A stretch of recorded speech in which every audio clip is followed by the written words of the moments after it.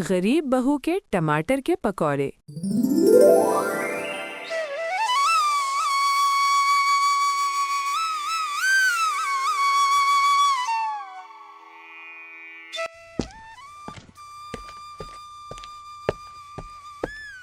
अरे माँ, तुम फिर मेरी बात को नज़रअंदाज करके यहाँ टमाटर तोड़ रही हो।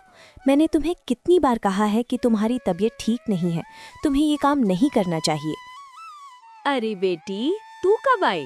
तू नहीं थी तो सोचा थोड़ा सा काम कर लो। तेरे होते हुए तो मैं कोई काम कर ही नहीं पाती। मैं हूँ ना माँ, फिर तुम क्यों काम करती हो? सारा दिन यूं ही बैठना तुम्हारे लिए बेहतर है। बेटी, इतना काम पड़ा रहता है, अगर हम काम नहीं करेंगे तो घर कैसे चलेगा? और वैसे भी आज नहीं तो कल तेरी शादी करनी ही होगी, फिर तो अपना काम खुद ही करना पड़ेगा। माँ, तुम हर वक्त मेरी शादी के बारे में ही क्यों सोचती रहती हो?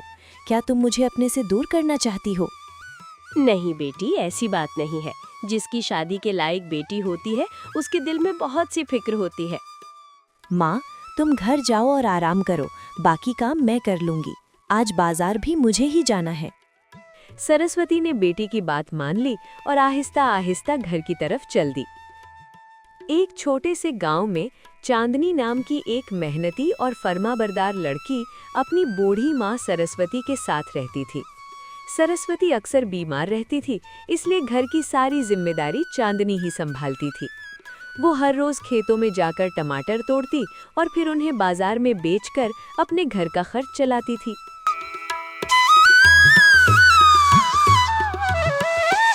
आज टमाटर बेचते बेचते बहुत देर हो गई। माँ घर पे मेरी फिक्र कर रही होगी, मुझे जल्दी घर पहुँचना होगा। अरे ओ चांदनी, इस चांदनी रात में कहाँ जा रही हो? मेरा रास्ता छोड़ दो, मुझे घर जाना है। हमने तुम्हें रोकने के लिए ही तो रास्ता बंद किया है। इतनी रात को अकेली जा रही हो, डर नहीं लगता? मुझे किसी से डर नहीं लगता, रास्ता छोड़ दो वरना अच्छा नहीं होगा। बाजार में तुम्हारी वजह से हमारा धंधा नहीं चलता। तुम अच्छे टमाटर लाती हो और हमें सस्ते दाम पर देती भी नहीं। आज तुम्हें ऐसा सबक सिखाएंगे कि जिंदगी भर याद रखोगी। कोई है? मुझे बचाओ। अरे बदमाशो, तुम्हारी इतनी हिम्मत कि एक अकेली लड़की पर हमला करते हो। फौरन यहाँ से दफा हो जाओ। आपका बहुत शुक्रिया, आपने वक्त पर आकर मेरी मदद की। अब आपको डरने की जरूरत नहीं है। अगर इजाजत दें तो मैं आपको घर तक छोड़ दूं। शुक्रिया, मगर घर तक आने की जरूरत नहीं, मैं खुद चली जाऊंगी। नौजवान ने एहतराम से सर झुकाया और वहीं रुक गया। चांदनी जब घर पहुंची तो उसकी माँ सरस्वती बेचैनी से दरवाजे पर बैठी उसका इंतजार कर रही थी। बेटी, आज इतनी देर क्यों हो गई? मेरा दिल घबरा रहा था। माँ, आज बाजार में टमाटर बेचते बेचते देर हो गई थी। रास्ते में कुछ बदमाशों ने मुझे रोक लिया था, मगर एक अच्छे इंसान ने आकर मेरी मदद की, इसलिए मैं महफूज घर पहुँच गई। खुदा का शुक्र है बेटी, तू खैरियत से घर आ गई। एक दिन गांव में एक अमीर औरत देवी जी अपने इकलौते बेटे राजू की शादी के लिए अच्छी लड़की तलाश कर रही थी। उसने एक रिश्ता करवाने वाले मक्खन लाल को बुलाया। मेरे बेटे की शादी है, मुझे 10 गांव में सबसे अच्छी लड़की चाहिए, कोई आम लड़की नहीं चलेगी। देवी जी, मैं 50 से ज्यादा लड़कियों की तस्वीरें दिखा चुका हूँ, मगर आपको कोई पसंद ही नहीं आई। मैं तुम्हें कम पैसे नहीं दे रही, अच्छी लड़की ढूंढना तुम्हारी जिम्मेदारी है। इस बार एक लड़की है, खूबसूरत भी है, मेहनती भी है और बहुत अच्छी आदतों वाली है। हीरे का टुकड़ा है। तो फिर मसला क्या है? लड़की का खानदान थोड़ा गरीब है। गरीब खानदान बाद में मसला होगा। माँ, लड़की अच्छी होनी चाहिए, गरीब होने से क्या फर्क पड़ता है? अगर वो अच्छी है तो मैं उसी से शादी करूंगा। ठीक है, अगर तुम राजी हो तो मुझे भी कोई एतराज नहीं। शादी की तैयारी शुरू करो। कुछ ही दिनों में धूमधाम से राजू और चांदनी की शादी हो गई। चांदनी अब अपने ससुराल में रहने लगी, मगर उसका दिल अक्सर अपनी बीमार माँ की फिक्र में लगा रहता था। एक दिन राजू ने उसे उदास देखा। चांदनी, मैं कई दिनों से देख रहा हूँ तुम उदास हो, क्या बात है? यहाँ कोई परेशानी है? ऐसी कोई बात नहीं, मगर माँ घर पर अकेली है, वो अक्सर बीमार रहती हैं, इसीलिए मुझे उनकी फिक्र होती है। तो ऐसा करते हैं, तुम कुछ दिनों के लिए अपने महके चली जाओ, माँ के साथ वक्त गुजार लो। मैं सोच रही थी कि अगर माँ को यहाँ ले आएं तो क्या इसमें कोई दिक्कत होगी? क्या ये ससुराल तुम्हें सराय लगता है? अपनी माँ को यहाँ लाकर रखोगी तो लोग क्या कहेंगे? चांदनी खामोश हो गई, मगर उसके दिल में अपनी माँ की फिक्र बढ़ती जा रही थी। आखिरकार एक दिन वो फैसला करके अपनी माँ के घर चली गई। घर पहुंचकर उसने देखा कि सरस्वती कमजोर हालत में खेत में टमाटर के पौधों को पानी दे रही है। माँ, तुम इतनी मेहनत क्यों कर रही हो? अब तुम्हें काम करने की जरूरत नहीं, मैं आ गई हूँ। बेटी, कितने दिन हो गए तुझे देखे? माँ, इस बार हम सिर्फ टमाटर नहीं बेचेंगे, हम टमाटरों के मज़ेदार पकौड़े बनाएंगे और बाजार में बेचेंगे। टमाटरों के पकौड़े? हाँ माँ, इससे ज्यादा मुनाफा होगा और तुम्हें इतनी मेहनत भी नहीं करनी पड़ेगी। सरस्वती ने बेटी की बात मान ली और दोनों माँ बेटी अगले दिन से नए काम की तैयारी में लग गईं। अगले ही दिन सुबह सवेरे चांदनी और उसकी माँ सरस्वती ने बावर्ची खाने में काम शुरू कर दिया। चांदनी ने ताज़ा सुर्ख टमाटर धोए, उनके बारीक कतले बनाए और बेसन में मसाले मिलाकर मज़ेदार टमाटरों के पकौड़े तैयार करने लगी। कुछ ही देर में पूरे घर में पकौड़ों की खुशबू फैल गई। बेटी, वाकई बहुत अच्छी खुशबू आ रही है। लगता है आज हमारा नया काम कामयाब होगा। इंशाअल्लाह माँ, आज हम बाजार जाकर ये पकौड़े बेचेंगे और देखना लोग कितने शौक से खरीदेंगे। दोनों माँ बेटी ने एक छोटा सा ठेला तैयार किया और बाजार के चौक में जाकर खड़ी हो गईं। आ जाइए, गरम गरम मज़ेदार टमाटरों के पकौड़े, जायका ऐसा कि दिल खुश हो जाए। जल्द ही लोगों की भीड़ लग गई। हर कोई पकौड़ों की खुशबू से खिंचा चला आ रहा था।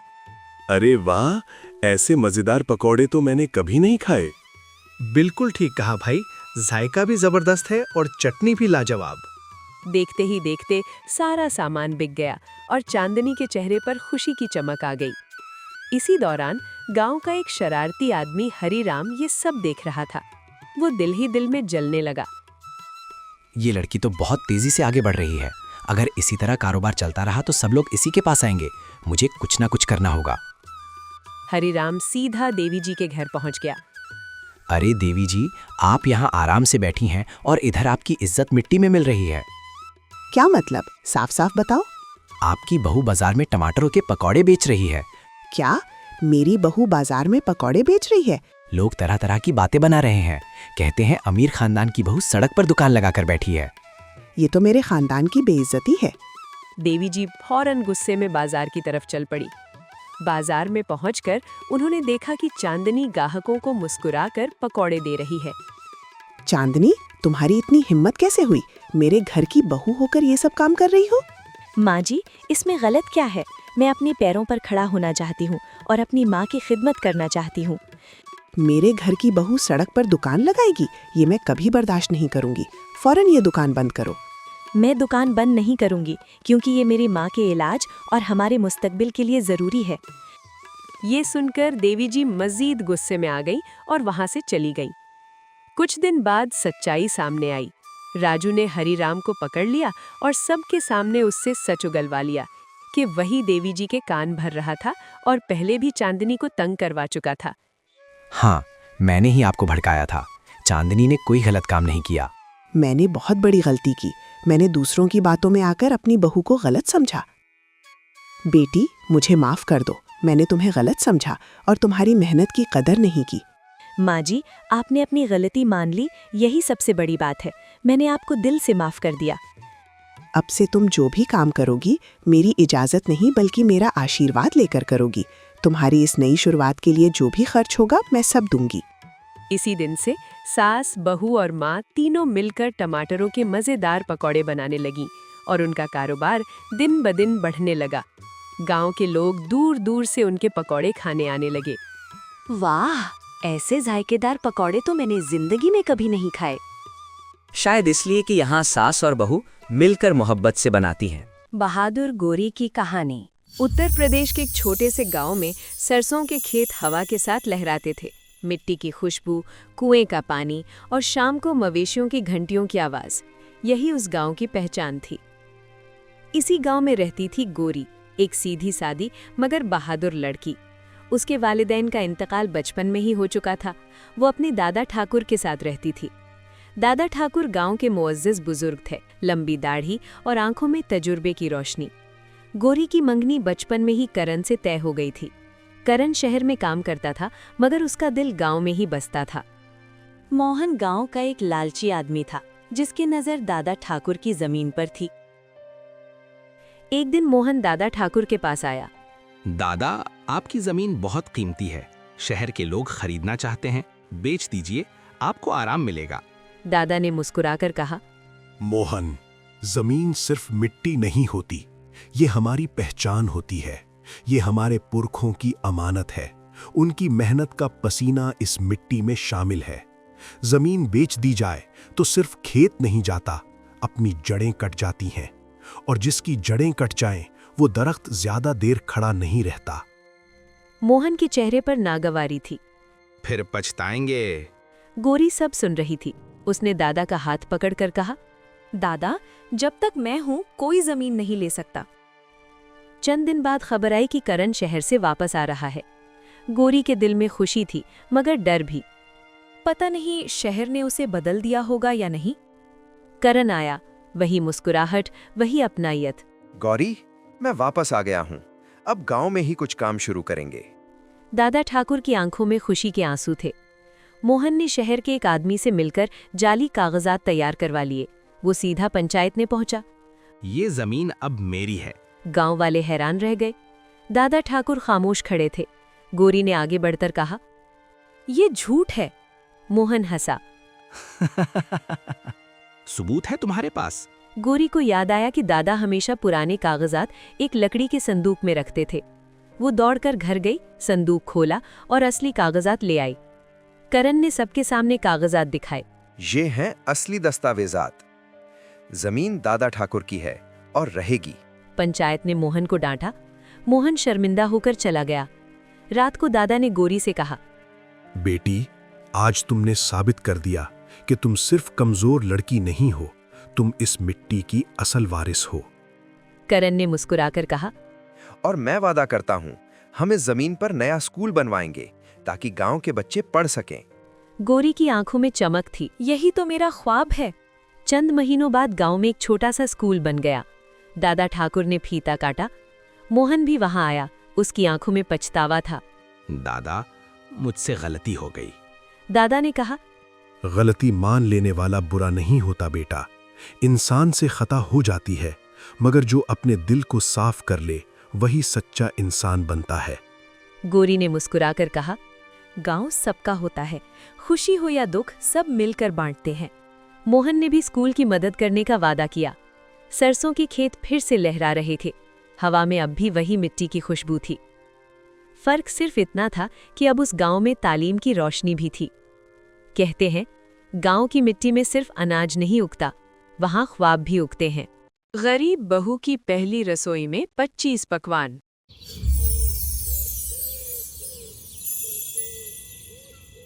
नई नवेली दुल्हन काजल जब इस ससुराल में कदम रखती है तो उसके दिल में हजारों ख्वाब होते हैं। ससुराल एक बड़ा सा हवेली नुमा घर था, जहां सास कामला देवी, ससुर शर्मा जी, जेठानी सोनिया और देवर रोहन रहते थे।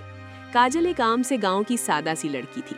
उसकी माँ ने उसे हमेशा यही सिखाया था कि बेटी, ससुराल में बोलने से पहले काम बोलना चाहिए। शादी के बाद जब काजल शर्मा खानदान के बड़े से घर में आई तो उसे लगा जैसे वो किसी और ही दुनिया में कदम रख रही हो।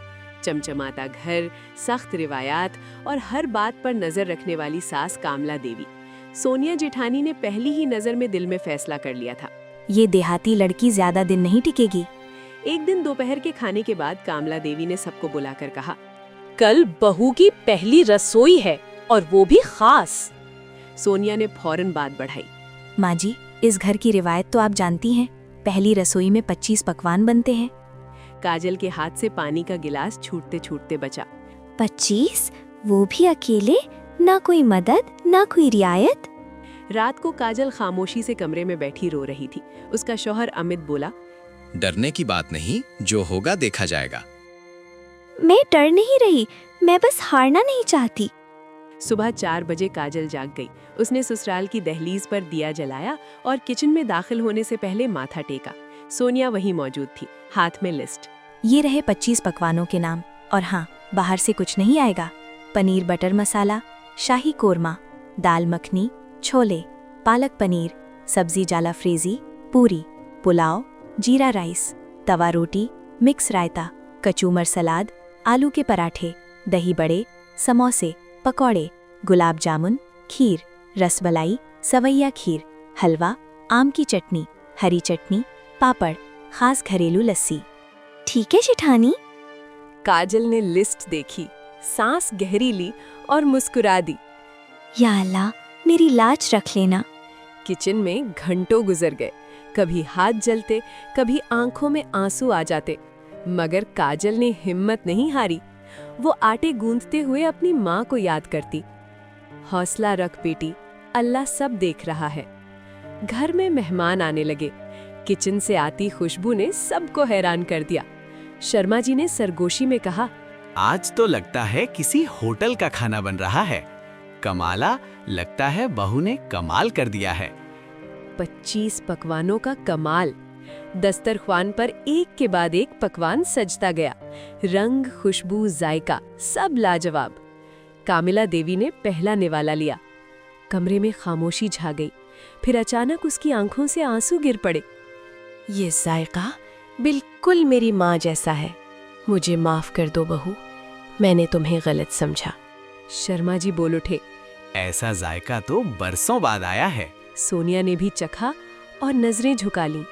रोहन खुशी से बोला, भाभी आप तो मास्टर शेफ निकली। सोनिया की आंखें झुक गई। अमित की आंखों में फक्र था। उस दिन काजल ने सिर्फ खाना नहीं बनाया था, उसने दिलों के बंद दरवाजे खोल दिए थे। और वो पहली रसोई सारी जिंदगी याद रहने वाली बन गई।